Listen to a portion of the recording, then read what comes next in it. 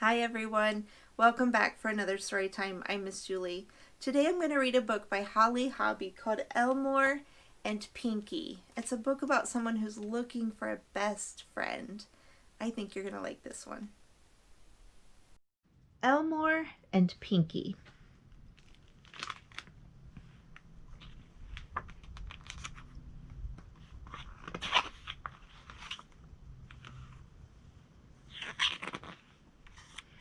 Elmore had plenty of friends.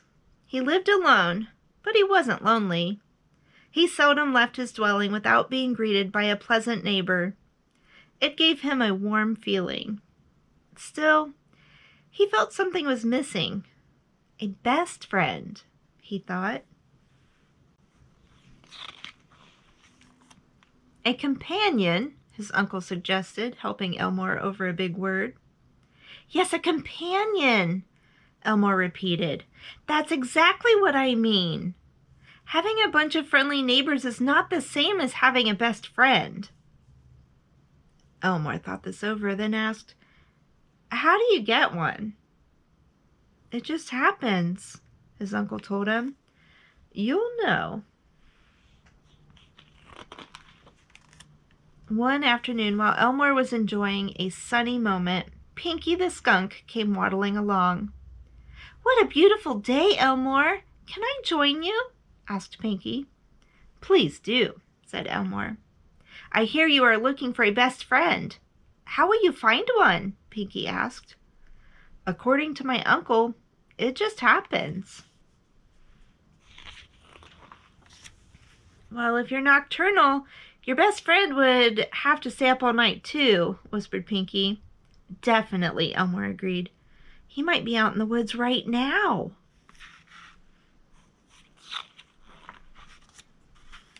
It's not happening, Elmore admitted to his uncle. There don't seem to be any spare best friends around. Maybe you're looking too hard, his uncle suggested. Be patient. There is a best friend for everyone.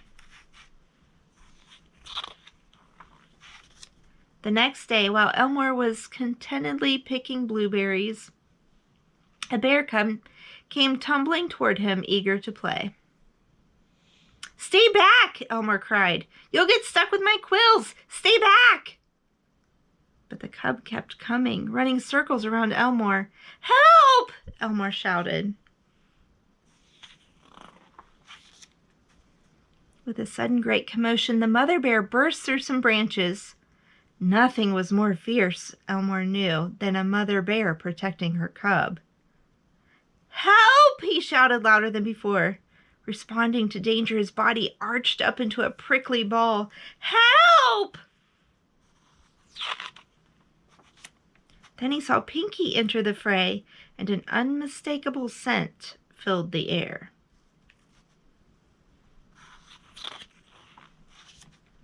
Pinky! Cried Elmore. Is that you? Snatching up her cub, the mother bear vanished into the woods.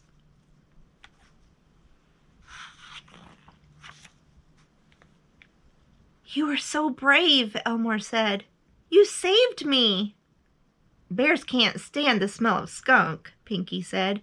It makes them faint. I like it, Elmore told him. It's so you. Elmore's blueberry pie came out beautifully, but this was where the best friend came in. More than half the pleasure of a blueberry pie was sharing it. He couldn't wait for Pinky to taste it. Elmore suddenly paused. Yes, he definitely wanted Pinky to be the first to taste it. What did that mean? He asked himself.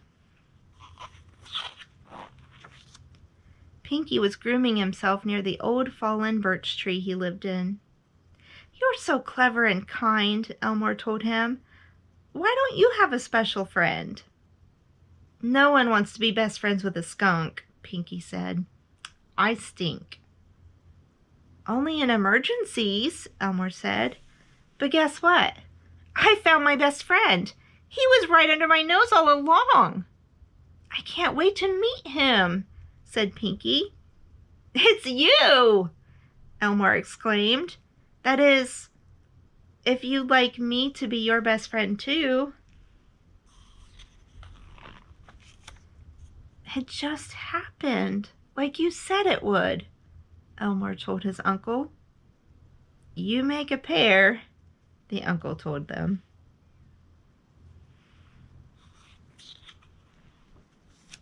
I love being nocturnal, Elmore said. Pinky agreed.